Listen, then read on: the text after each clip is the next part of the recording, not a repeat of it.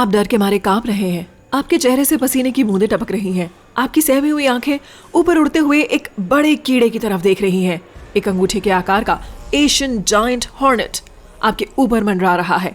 ये ग्रह पर मौजूद सबसे खतरनाक कीड़ों में से एक है, और ऐसा इसलिए नहीं है कि इसका डंक सुई जैसा दिखता है, बल्कि ये कीड़ा पूरी दुनिया में एक असली आर्थिक संकट पैदा कर सकता है और पृथ्वी पर मौजूद जीवों की कई स्पीशीज का बड़े पैमाने पर खात्मा कर सकता है। लेकिन हम इसके बारे में बाद में बात करेंगे। अभी ये आपको डंक मारने वाला है। इस बड़े हॉर्नेट का डंक कीड़ों में सबसे खतरनाक और दर्दनाक होता है। अभी आपको पता चलने वाला है कि डंक मारने से त्वचा में छेद होने के बाद इंसानी शरीर के साथ क्या होता है। ओह, भागने से कुछ नहीं होगा, आप हॉर्नेट से तेज नहीं भाग सकते। यह आपके इर्द गिर्द उड़ता है, आपको एक अजीब सी कर्कश आवाज सुनाई देती है। हॉर्नेट आपको डराने और दूर रखने के लिए अपने जॉ को फ्लिक कर रहा है। कुछ सेकंड के बाद यह हमला करता है। हॉर्नेट सीधे आपको कंधे से काटता है।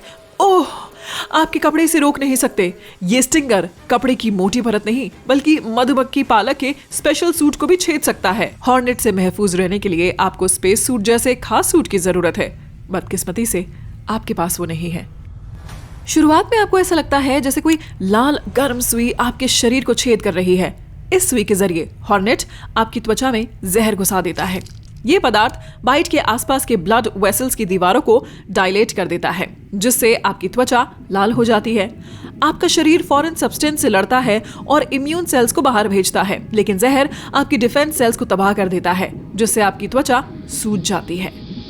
इन्फेक्टेड खून किडनी से फिल्टर होता है। जहर में एक सब्सटेंस होता है जो इस ऑर्गन के लिए जहरीला होता है, लेकिन आपकी किडनी आपको उतना परेशान नहीं करती जितना कि आपका कंधा करता है। काटने की जगह सूज जाती है और लाल हो जाती है। इसमें जलन होती है। सूजन कई घंटों से कई दिनों तक रहती है। ये सिर्फ एक हॉर्नेट है, लेकिन ये आपको 10 बार डंक मार सकता है। जरा सोचिए कि अगर आप किसी घोंसले को हिला दें तो आपका क्या होगा। बचने के लिए आपको घनी झाड़ियों में छिपना होगा या पानी में कूदना होगा। अगर हॉर्नेट ने आपको कई बार डंक मारा तो आपको अस्पताल जाना पड़ेगा। किसी भी मामले में आप किस्मत वाले हैं कि आपको इसके खतरनाक नतीजे नहीं भुगतने पड़ेंगे। एलर्जी वाले लोगों को बड़े हॉर्नेट से दूर रहना चाहिए। डंक उनके शरीर के लिए खतरनाक हो सकता है। इन मॉन्स्टर्स से बचने के लिए इनके घोंसले से दूर रहें। आप दूर से ही एक खतरनाक भिनभिनाहट की आवाज सुन सकते हैं। एशियाई जायंट हॉर्नेट हमलावर होते हैं और घोंसले के पास जाने वाले किसी भी शख्स को डंक मार देते हैं। अगर वो शहर की सीमा में नजर आते हैं तो अधिकारी उनके घोंसलों को तबाह कर देते हैं। ऐसा वो सिर्फ इसलिए नहीं करते कि उन्हें लोगों पर हमला करने से रोका जा सके, बल्कि ऐसा वो एक कयामत से बचने के लिए भी करते हैं, जिसकी वजह हॉर्नेट हो सकते हैं। चलिए आपको बताते हैं वो ऐसा किस तरह कर सकते हैं। एशियाई जायंट हॉर्नेट की पसंदीदा चीजों में से एक है मधुमक्खियों पर हमला करना। वे घोंसले से बहुत दूर उड़ते हैं और जब उन्हें एक छत्ता मिलता है तो वो इसे एक यूनिक फेरोमोन के साथ मार्क करते हैं। इसकी गंध दूसरे हॉर्नेट्स का ध्यान खींचती है और उनका एक छोटा समूह भी छत्ते को पूरी तरह से तबाह कर सकता है। 20 हॉर्नेट लगभग 30,000 मधुमक्खियों का सफाया कर सकते हैं। सोचिए कि हजारों हॉर्नेट कितना नुकसान कर सकते हैं। ये उनसे होने वाला सबसे बड़ा खतरा है। फूलों के पौधों के बीच पॉलन ट्रांसफर करके मधुमक्खियां पौधों को बढ़ने, ब्रीड करने और फूड प्रोड्यूस करने में मदद करती हैं। मधुमक्खियां उन पौधों को पॉलिनेट करती हैं जिन्हें गाय और बाकी जानवर खाते हैं। मधुमक्खियों की बदौलत कपास बढ़ रहा है।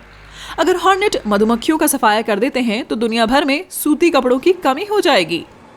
आम टी शर्ट, जीन्स, जैकेट ज्यादा महंगे हो जाएंगे और देर सबेर बाजारों से गायब हो जाएंगे। कई जामुन और फल अपना शानदार टेस्ट और विटामिन कंटेंट खो सकते हैं। इससे न केवल जानवरों में बल्कि इंसानों में भी विटामिन की कमी हो सकती है। आप अपनी जीन्स और पसंदीदा शर्ट नहीं पहन पाएंगे और एक जूसी बर्गर के लिए एक रेस्तरां में नहीं जा पाएंगे। Eggplant, hot papers, kiwi, blueberry, cranberry और दूसरे प्रोडक्ट्स स्टोर से गायब हो जाएंगे। पौधों के साथ साथ जानवरों की पूरी स्पीशीज का वजूद खत्म हो जाएगा। इससे न सिर्फ एग्रीकल्चर बल्कि वर्ल्ड इकोनॉमी के लिए भी खतरा पैदा हो जाएगा। ये देखने में एक के बाद एक गिरते डोमिनोज या दूसरे शब्दों में कुछ चेन रिएक्शन जैसा होगा। इसके साथ ही हॉर्नेट्स की आबादी भी बढ़ेगी। दुनिया में कोई ऐसा जानवर नहीं होगा जो हॉर्नेट की बढ़ती आबादी पर काबू कर सके। अगर लोग कुछ नहीं करते हैं तो सभी को मोटे प्रोटेक्टिव सूट पहनकर अपना काम करना होगा। हॉर्नेट घरों और कारों में घुस जाएंगे और पालतू जानवरों को डंक मारेंगे। बेशक लोग इस खतरे को जानते हैं और हॉर्नेट की आबादी को काबू करने के लिए हर मुमकिन तरीका अपनाते हैं। बदकिस्मती से मधुमक्खियां अपनी हिफाजत नहीं कर सकती। उनका डंक हॉर्नेट को नुकसान नहीं पहुंचा सकता। मधुमक्खियां बहुत छोटी होती हैं, इसीलिए वे पूरी तरह से डिफेंसलेस होती हैं। लेकिन मधुमक्खी की एक स्पीशीज ने हॉर्नेट का सामना करने का एक शानदार तरीका निकाला है। जापानी हनी बी से मिलिए। जैसे ही एक बड़ा हॉर्नेट इनके छत्ते में घुसता है, ये तुरंत उस पर हमला करती हैं और दुश्मन को ढक लेती हैं। इस डेंस लिविंग कोकून में हॉर्नेट को फंसाने के बाद मधुमक्खियां कंपन करने लगती हैं। इनका कंपन इतना तेज होता है जिससे हॉर्नेट जल जाता है। उसके बाद मधुमक्खियां इस अपने से ज्यादा बड़े इंसेक्ट को डिस्कार्ड कर देती हैं और अपने काम में लग जाती हैं। हालांकि ये स्ट्रैटेजी एक हॉर्नेट पर काम करती है, लेकिन अगर बहुत सारे हॉर्नेट आ जाएं तो क्या होगा? सबसे ज्यादा उम्मीद इस बात की है कि मधुमक्खियां सभी दुश्मनों को कवर नहीं कर पाएंगी। इसके अलावा जापानी मधुमक्खियां दूसरी मधुमक्खियों को हॉर्नेट से लड़ना नहीं सिखा सकती हैं। खुशकिस्मती से इंसान जायंट हॉर्नेट आबादी को काबू करते हैं। सभी हॉर्नेट वास्प परिवार के हैं और उनमें से एशियाई हॉर्नेट सबसे क्रीपी इंसेक्ट है। क्या आप ऐसे वास्प के बारे में जानना चाहेंगे जो दूसरे लिविंग थिंग्स को ज़ॉम्बी में बदल सकता है? स्पाइडर मैनिपुलेटिंग वास्प ऐसा कर सकती हैं। ये नन्हा इंसेक्ट रेन फॉरेस्ट पे रहता है। ये ज्यादातर एक अंडे को पकड़े हुए पेड़ों के बीच उड़ता है और सही होस्ट की तलाश करता है। ये होस्ट बाद में इनकी संतानों की देखभाल करता है। वास्प लोकल फौना को एग्जामिन करता है, सूंघता है, शिकारियों से बचता है और एक वेब को नोटिस करता है। मकड़ी दूसरे कीड़ों को पकड़ने के लिए इस वेब का इस्तेमाल करती है, लेकिन इस बार मकड़ी खुद शिकार बन गई है। वास्प करीब आता है लेकिन डंक नहीं मारता है। ये सिर्फ अंडे को मकड़ी के एब्डोमेन पर गिराता है और उड़ जाता है। हो गया। अब मकड़ी कुछ नहीं कर सकती क्योंकि अंडा उसकी पीठ से चिपक गया है। शिकारी को शायद अपने मेहमान का एहसास भी नहीं होता, लेकिन फिर अंडे से लार्वा निकलता है और मकड़ी का जीवन एक बुरा सपना बन जाता है। वास्प का लार्वा दिन ब दिन मकड़ी को खाता है। ये इसे हटा नहीं सकती क्योंकि बेबी वास्प इसके दिमाग को काबू कर लेता है। लार्वा ने मकड़ी के शरीर में एक जहरीला सब्सटेंस छोड़ दिया है। मकड़ी के दिमाग पर जहर का भयानक असर होता है। अब मकड़ी अपने से ज्यादा लार्वा के जीवन की परवाह करती है। मकड़ी स्टिफर रेशम का एक अलग तरह का जाला बुनने लगती है। ये एक खास वेब पैटर्न बनाती है जिसके अंदर लार्वा महफूज रहता है। फिर जब बेबी वास्प डेवलपमेंट के एक खास स्तर पर पहुंच जाता है तो वो थकी हुई मकड़ी को छोड़ देता है और वेब से चिपक जाता है। फिर ये कुकून बनाता है तो कुछ समय के लिए उसका घर बन जाता है। समय आने पर वास्प कुकून से निकलता है। ये उड़ सकता है और अब अपनी देखभाल भी कर सकता है। चाहे मादा हो या नर हो, वास्प संतान पैदा करने के लिए एक साथी की तलाश शुरू कर देता है। फिर अगर ये एक मादा है तो वो एक अंडा देती है, इसे पकड़ती है और एक नई मकड़ी की तलाश में जंगल के चारों ओर उड़ने लगती है।